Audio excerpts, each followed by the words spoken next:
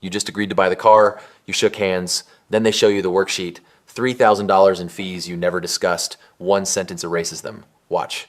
Junk fees cost the dealership nothing. Management who runs the dealership created these line items out of thin air. Pure profit, zero cost basis, certification fee, pre-delivery inspection, environmental compliance charge, all fiction. The salesperson who sells you the car plants the seed early. Oh, by the way, there's a small dealer fee. Everyone pays it. That word everyone is the trap. It makes you think this is required. It is not. Market adjustment sounds like economics, dealer prep sounds like labor, nitrogen tire fill sounds like science. None of it is real, and you are about to see exactly how fake it is. Market adjustment is management charging you more because they can. Dealer prep is washing the car, which the manufacturer already reimburses them for. Nitrogen tire fill is air. Regular air is 78% nitrogen already. They charge you $200 for air from a tank that costs $40. The margin is infinite. They are selling you nothing and calling it something. Listen closely. These fees exist because 90% of buyers pay them without fighting. If 9 out of 10 people pay a $1,500 junk fee, the dealership makes $13,500 in pure profit for every 10 cars sold. Your job is to be the one who walks. The most common junk fees are market adjustment, dealer prep, protection package, certification fee, VIN, etching. None of these provide value, and none of them are legal requirements. That matters. All of these can be removed. Here is the truth. Every fee that is not a government fee can be erased. Registration is real, title transfer is real, sales tax is real, everything else is optional. The salesperson will tell you it is not optional. The salesperson is lying. But here is the catch. Management built these fees knowing some buyers will push back. They built in margin to remove them if you fight hard enough. If you blink, they keep the money. If they blink, you save $2,000 to $4,000. That is 200 hours of your life. You do not have to work. Subscribe if you want the internal list of every junk fee named dealers rotate through. When you challenge a junk fee, the salesperson smiles. They have been trained for this. They have 4 responses ready. All of them are lies. Lie number 1. Everyone pays this fee. This is social proof manipulation. The truth is, not everyone pays it. The people who push back do not pay it. The people who walk out do not pay it. You are about to become one of those people. Do not fall for it. The only question that matters is, do you want to give them $1,500 for free? Lie number 2, corporate requires it. And this lie traps most people. Here is why. The salesperson is outsourcing the decision to some invisible entity you cannot negotiate with. Corporate policy. Regional mandate. All fabricated. There is no corporate policy that requires junk fees. Management at the dealership level can remove them. If you push hard enough, the salesperson escalates to the sales manager. The sales manager has full authority to remove every fee. They just do not want to. Now, you might be thinking these are just weak excuses. You are wrong. These lies work on 95% of buyers, and here is why you were one of them. Lie number 3. It is already installed on the vehicle. This is sunk cost manipulation. You did not authorize the work. You did not request the product. They installed it without your consent, and now they want you to pay for it. Tell them to remove the product or remove the fee. Lie number 4. We cannot remove it from the system. This is technical impossibility theater. This is completely false. Every dealership system allows fee removal. It takes 3 seconds. Highlight the line. Hit delete. Done. Tell them if they cannot remove it from the system, then you cannot buy the car. Watch how fast they figure it out. These lies appeal to different psychological weak points. Social proof targets your desire to conform. False authority targets your respect for rules. Sunk cost targets your aversion to waste. Technical impossibility targets your lack of system knowledge. The salesperson is reading you in real time and deploying the lie most likely to work. This changes everything. Once you know the 4 lies, you can dismantle them, but the lies are just the first layer. But the salesperson is not the final boss. There is someone more dangerous waiting in the back office, and they have tools the salesperson does not. If you push back, the salesperson escalates to the sales manager. The sales manager will use the same lies, but with more confidence. They will add urgency, they will add scarcity, they will tell you another buyer is interested, they will tell you the price is only good today. All of it is pressure, none of it is real. But even the sales manager has a breaking point, and that breaking point is the finance office. The dealership does not show you junk fees when you are negotiating the car price. They show you after. After you spent 3 hours there, after you agreed on a number, that timing is not an accident. It is the entire system. Management split the sales process into two stages. Stage one happens at the sales desk. You negotiate the price, you discuss your trade, you settle on financing. This is the distraction stage. While you are watching one hand, the other hand is picking your pocket. The salesperson keeps these conversations separate, never all at once. If you see all the numbers together, you can do the math. But if they control the order, they control your attention.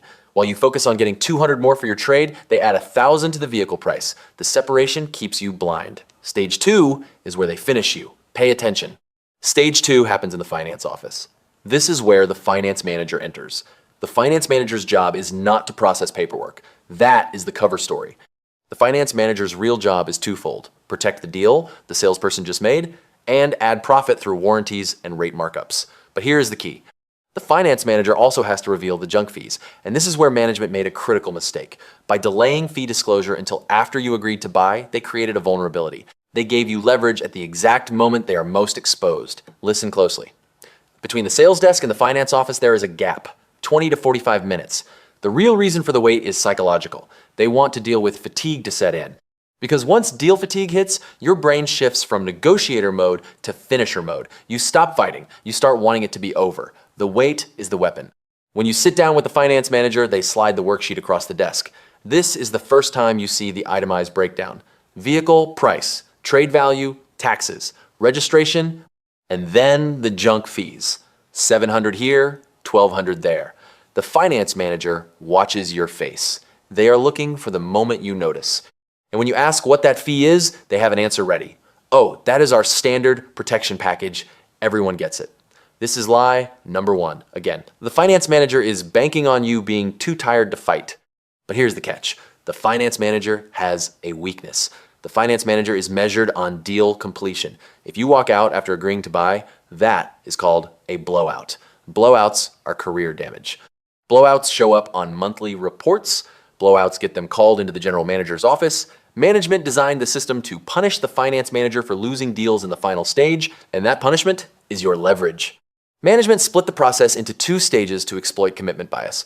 Once you invest time, energy, and emotion into a decision, you are unlikely to reverse it.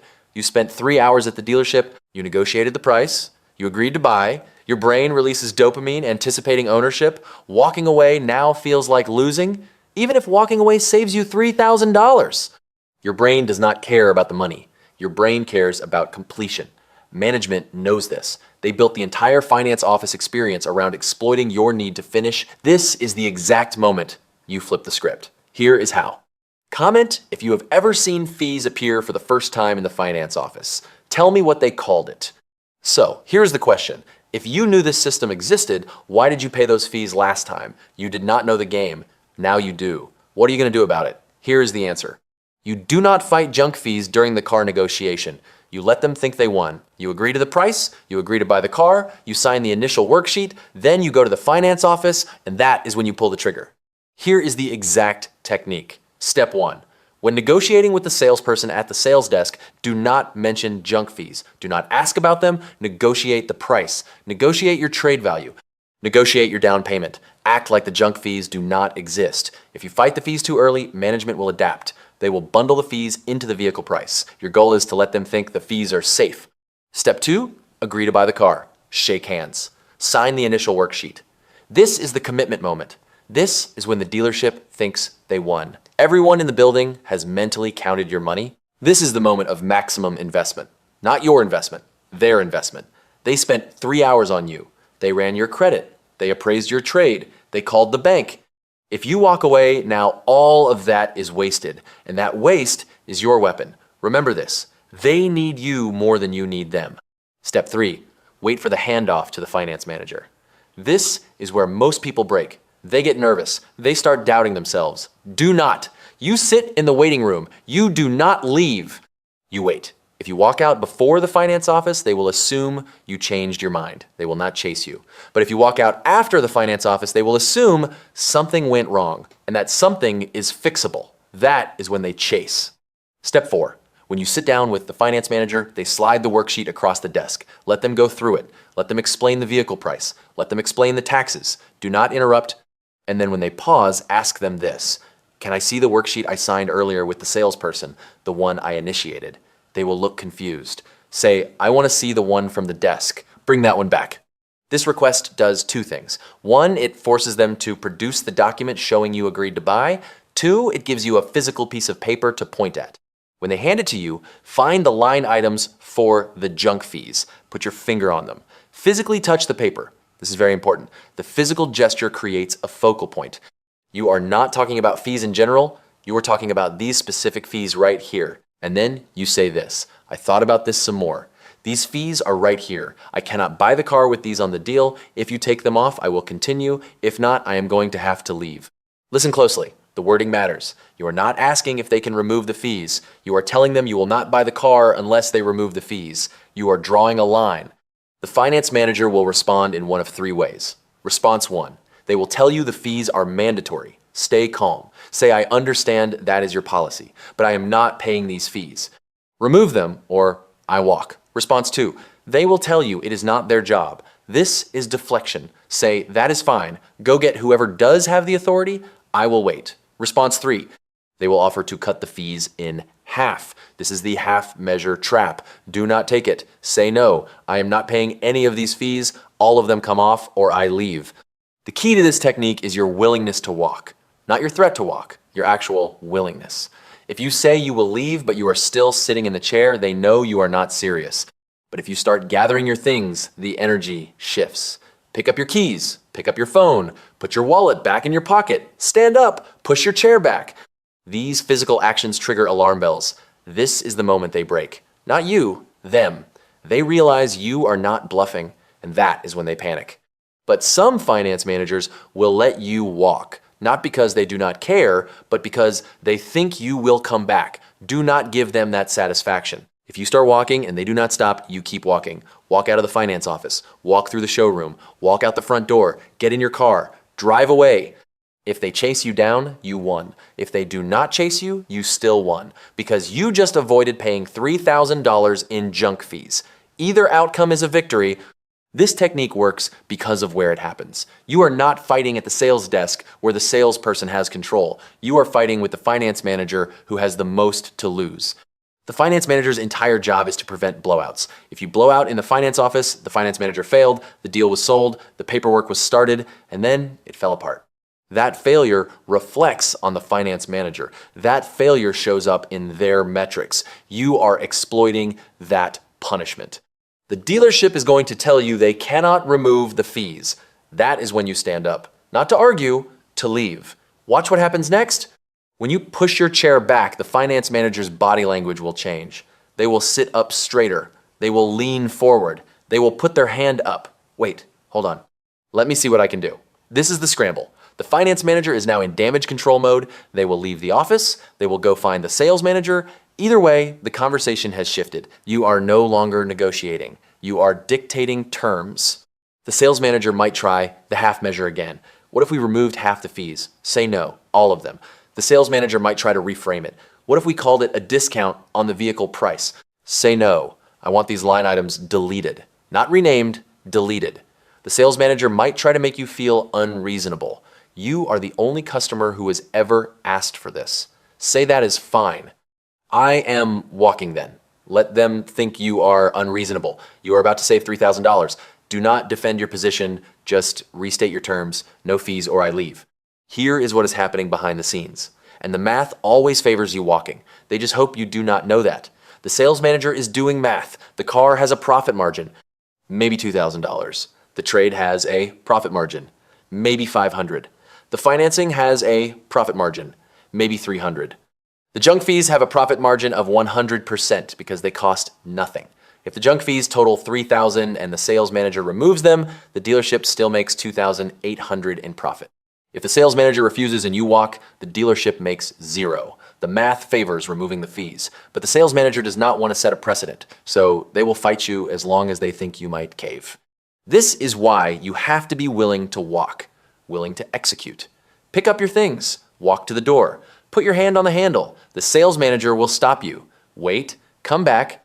Let's figure this out. And that is when you know you won. Walk back to the office, sit down, watch them delete the fees, watch them print a new worksheet, check every line, make sure the vehicle price did not go up, make sure your trade value does not go down, make sure they did not sneak the fees back in under a different name.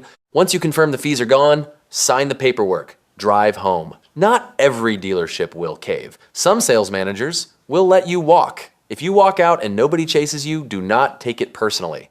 You just avoided doing business with a dealership that prioritizes profit over integrity. Drive to the next dealership. Use the same technique. The binary outcome is this. Either they remove the fees and you buy the car, or they refuse and you leave. Both outcomes are victories. In scenario 1, you saved $3,000.